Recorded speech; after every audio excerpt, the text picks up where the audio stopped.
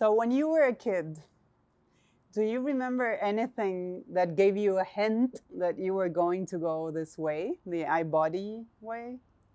Well, I had no idea back then, but what I know with age 3, I got my first glasses for myopia and astigmatism. Apart from this, I was stuttering really badly. My body was really hunched and slumping more and more and more. My brain didn't work very well. And emotionally, I had so many emotions of fears and anxieties. And I had no idea back then when I was a child, no, my parents had no idea that maybe all of those things would be totally interrelated. And how did you come to develop this method? Well, I was doing at first an Alexander technique training in my mid-20s in Australia, in Sydney, where I came particular for the training to undo my stuttering and my physical slumping, which was absolutely a habit and was very ingrained.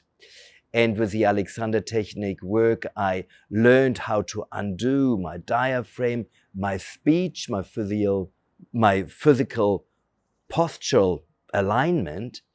And out of this, with those principles, I asked myself then one day, is this possible to as well to improve on my eyesight?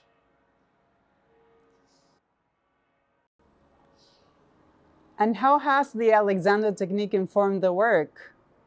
Well, I was able to apply the Alexander principles not only to the physical body and to my speech, but as well to brain function, directly to brain function and directly to the visual system. So for me, I was minus 10.5 diopters short-sighted, and it took me about 1.5 years until I didn't need any glasses anymore. And I discovered, during the time, I discovered that different parts of the visual system is directly connected with different aspects of the physical body. So for example, short-sightedness is directly connected with the elongation of the eyeball, and within the body, there's an orientation with our lower backs, hips, pelvis. So, and each visual symptom like presbyopia, cataracts, glaucoma, myopia, stigmatism, macular degeneration have got directly relationships within the body. So by learning to undo the visual system, the physical body will be likewise changing its stuckness into lightness and into flexibility and alignment. I wrote about my original discoveries in my first book, which I wrote, The Art of Integrating Brain, Eye and Body, and Letting Go of Glasses Forever. I wrote in there the relationship between the eyes, the brain, and the body. In my second book, in my next book, The Soulful Seeing, there I mapped out the patterns of emotional discoveries, because not only the physical body is related, because the visual system goes through each brain layer, the reptilian brain, the limbic and the neocortex brain. So I was able to map out emotional states within the eyes themselves. For example, fears or anxieties, or sadness or joy. Any of those emotions have got certain patterns within the visual system which we like to undo at the same time. In which way is this work also for people that don't have any visual difficulties? Well, originally people came to me for visual dysfunctions. These days people are coming from a much broader range, wanting to improve their connectivity, their relationship, because vision has lots to do with relating. If it's relating to the book, to the computer, if it's relating to another human being. There are so many components we can use in or through the principles of the eye-body work and the practices, which really connects in relationships so much deeper. And what are, for example, some of the most remarkable changes that you've seen in people through the work? Well, certainly my own story with undoing myopia of 10.5 diopters would be one. But very frequently when people are coming to my retreats and they practice for a week, but as well for a while afterwards, they are really noticing fundamental changes in relation of not needing to use glasses or hearing aids, particularly in relationship to hearing. People's physical bodies are changing and transforming. People can walk easier, speak easier, communicate easier. I think remarkable is how relationships can pick up in their with intimacy at the same time there. Would you say they become more authentic somehow? That's a very good way of putting it. Becoming more authentic and connecting more with our own soul, because it's really about soul seeing, so that brain, eyes, and body can really, in relationship to the environment, can function so much more in an integrated, authentic way. And why do you think we tend to disconnect from the world? I think our survival mechanism, I call it over-focusing, under-focusing, and presence, has got much to do with this. This over-focusing and under-focusing, which are located in the back of our necks.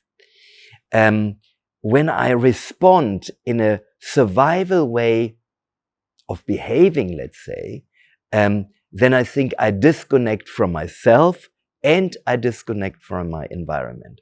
Either I'm totally out there or I'm totally inside there. And out of the intent for presence, the higher region of the lower visual cortex in relationship to our higher region of the brain, this really connects us deeply through the brain, through the entire visual system, connected with soul in relationship to the environment. And then the perception really changes. Perception from survival into living out of consciousness. And what? Let me explain a little bit or show you a little bit more about the mechanism of over-focusing, the mechanism of under-focusing, and the mechanism out of presence connected with consciousness. Yes, please. I was going to ask that. So, good. Great. So I think the easiest one is if I sit side on. Yes. So I've got a pillar here in front of me, here in this beautiful Italian township. And what I practice at the moment is at first over-focusing. When I over-focused on my object here, everything, the whole energy, everything moves out there. What you most likely can see, that my head and my neck are pulling, that the head moves forwards and tightens my neck region. At the same time, the whole front area will be tightening and slumping. So when I come back to what I call the intent for presence, which is higher in my lower visual cortex, then my whole physiology is starting to free up more. My head-neck-back relationship is more aligned. My front and my back, my lower back, can be more supportive for the whole torso. And when I go then into my under-focusing, then I'm disconnecting from my external world. There's as well an inner slumping. my experience, I become blurry, my vision becomes blurry, and I pull back and down. Emotionally, I put something like a lid on top of my emotions. I don't recognize or feel them. And when I practice this more and more, I'm disassociating. And when I practice this more, depression can literally set in. When I come here back to my presence, to what I call lively attentiveness, my whole physiology, my brain, my whole physical body starts to engage again. Now, once again, when I go into over-focusing out there, if it's my object of the pillar at the moment, or reading a book, or working in front of a computer, everything starts to reduce its mobility and flexibility. Then I'm going out to the object, but I'm disconnect from self. And what happens in the brain, the thalamus moves back and down, the brain stem will be slumping, my body-mind relationship is disconnected, I'm overriding all the subtlety within my brain, so that the vicious humor, the optic nerves are tightening, the vicious humor will be pulling forward, pushing forward, it's narrowing my entire gaze, and my peripheral vision is really gone with this. Yet I'm tightening, I can be very successful with this, but the inner awareness, the inner freedom will be reduced, greatly reduced, and out of this habit, many other dysfunctions can happen, can develop over a period of time. Dysfunctions in my brain, dysfunctions in my eyes, dysfunctions in my body, like breathing, heart, my whole skeletal system, my whole fascia within the body and the brain and the eyes will be tightening. When I come back, and by the way, my neck starts to become really tight now and sore. When I come back to a practice of presence connected to a higher region of my lower visual cortex, my vision starts to free up, my periphery of my hearing, my physical body is more alive, my brain is not, I'm not interfering in my brain and in my eye function. And when I go into, once again, into this under-focusing mode, which is disassociation, mind wandering, there's no more focus, I'm wandering, my vision becomes blurry, the brain narrows and tightens, and the synapses in the brain are starting to lose its aliveness. My mental memory will not be very acute, and I'm missing things. And it's just a habit. Over and under focusing is just a habit. Now, when I come back to the lively attentiveness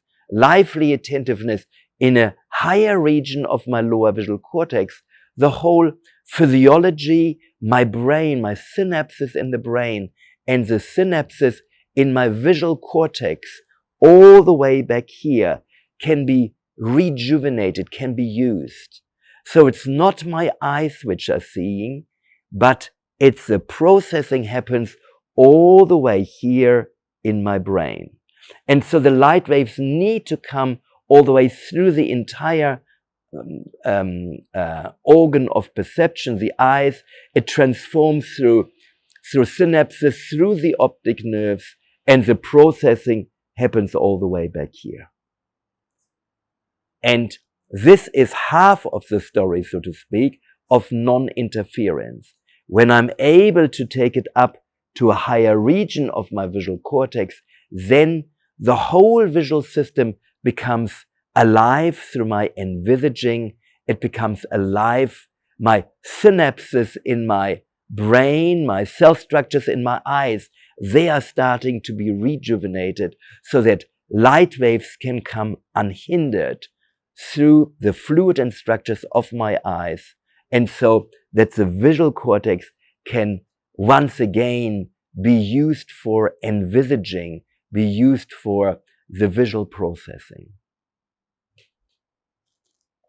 So I hear that presence is really important, and I was wondering, what is the role of presence in transformation? Very important role. Now, with over and under focusing, I think there is no transformation possible. It comes from fighting and fleeing from survival mechanism. So that I'm stuck in my old patterns.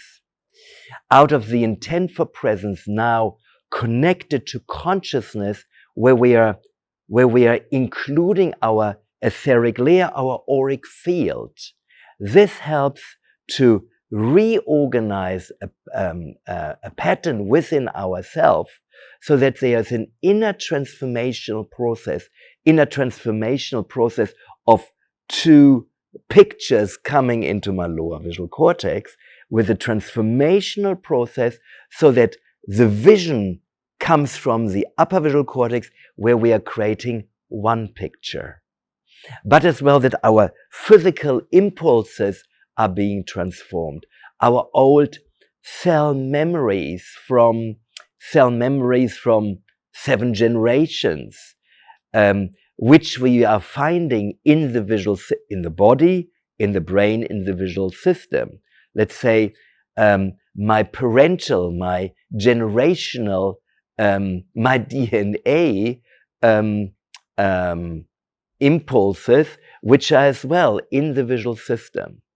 So when I come to this transformational process with presence, the old cell memories within my amygdala, in my limbic brain, they are transforming into essences which the upper visual cortex is really using. There's a transformational process possible. And what, I've been to your retreats, and I would like you to tell what happens there. How are they? What happens? So the eye-body work mainly, or primarily, I teach the beginning work in 6-day retreats. In the beginning, we are discovering, first of all, what we bring with us in terms of our visual dysfunctions, our hearing dysfunctions, but as well our body, our stories. And out of this, I design a whole program for the entire week where we are doing group work and individual work, guiding individually and the group us from our over-under focusing to our presence, developing then the awareness to our upper visual cortex. And then it becomes an intrinsic experience of our visual system to undo. And I developed different practices for it. The upper visual cortex has lots to do with envisaging. So I developed a meditation process where I take individually and the group step by step by envisaging gradually the blueprint of the visual system so that we make an inner kinesthetic contact with our visual system. Then I developed a process of hearing. Everybody wants to be heard. So the visual system wants to be heard as well. So I developed a process where the different aspects of the visual system have got a voice to undo any dysfunctions in it. Then with hands-on work, the intent for touch, so that I guide, and my students, my teachers are guiding the physiology of the brain, eye, body into more alignment, which really aligns brain, eye, body.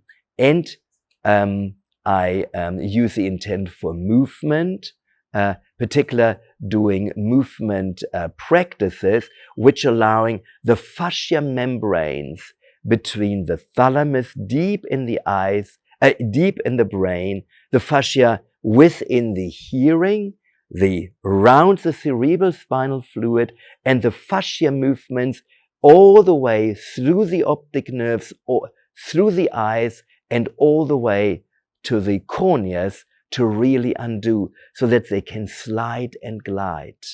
And out of this, many other dysfunctions are literally, over a period of time, disappearing. They are not, I don't use the old process to activate this more and more.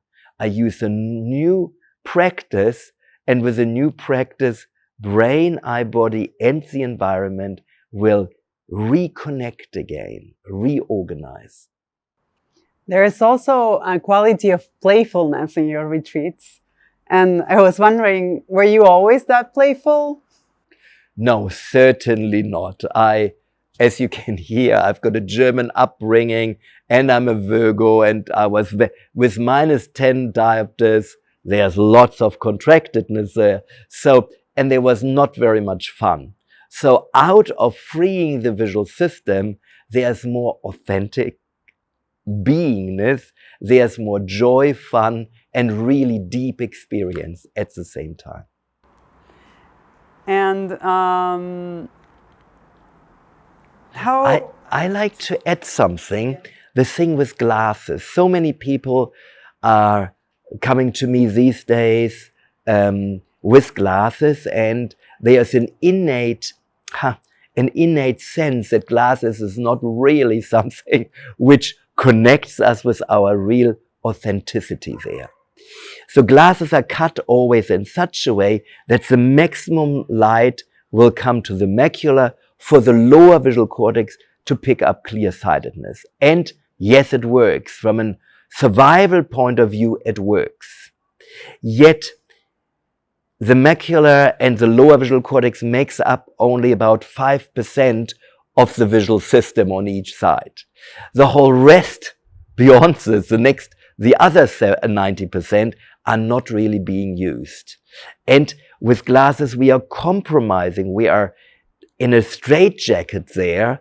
Very often the visual system becomes weaker and weaker by using the glasses, and the whole periphery, the periphery of the eyes, the health and the function and the health of the eyes, quite often over 100 years, I see this visual system always over 100 years living of our entire lifetime, the more I can undo inner tension, then, and I can use my brain, the need for glasses will be gradually reduced more and more and more, so that after a while I don't need them, because I use my own brain for seeing rather than lenses here in front.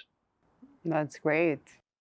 And what do you think is the contribution of eye-body in this time of global change? That's a very, very good question. I like the depth of your question. I think a global change at the moment, it needs to come back to self. So when I have got the possibility to undo my own fierce anxieties, fighting conflicts within myself, within my visual system, in my brain, my body, and I'm able to transform this through new practices,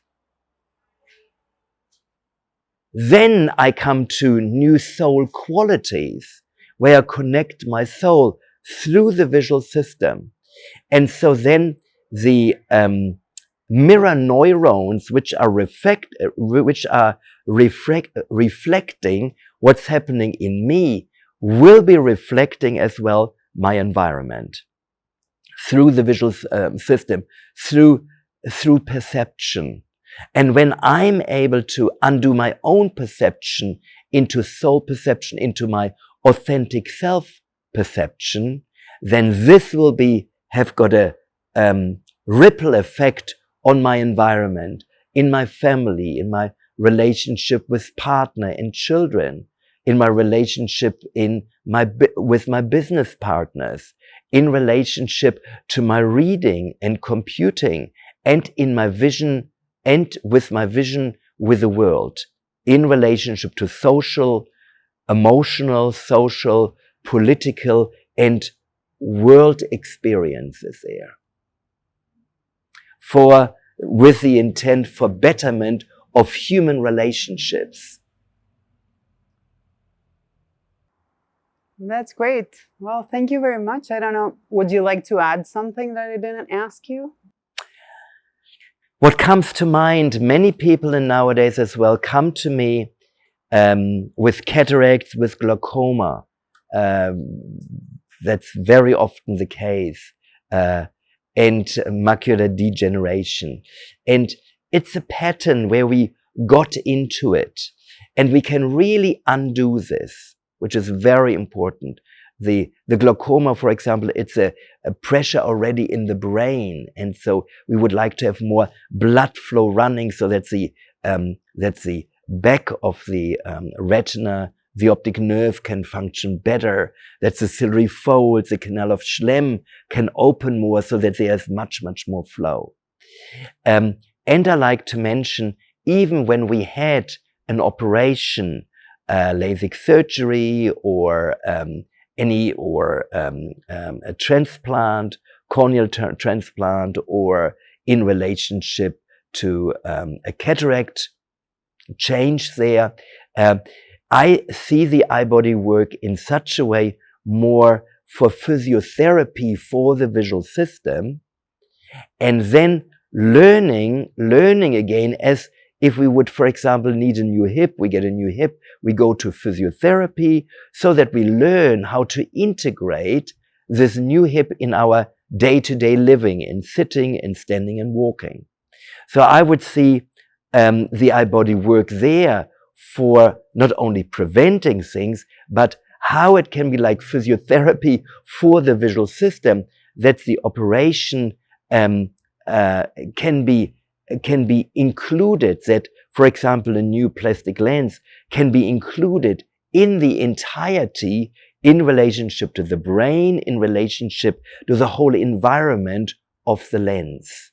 So that we can really allow that the whole visual system can become so much more alive. And of course, if we can prevent operations, for me it's always the less operation, the healthier I am. But if it's necessary, then how can we really include this, and how can we enhance the entire visual system? Well, that's great. Thank you very much. Thank you.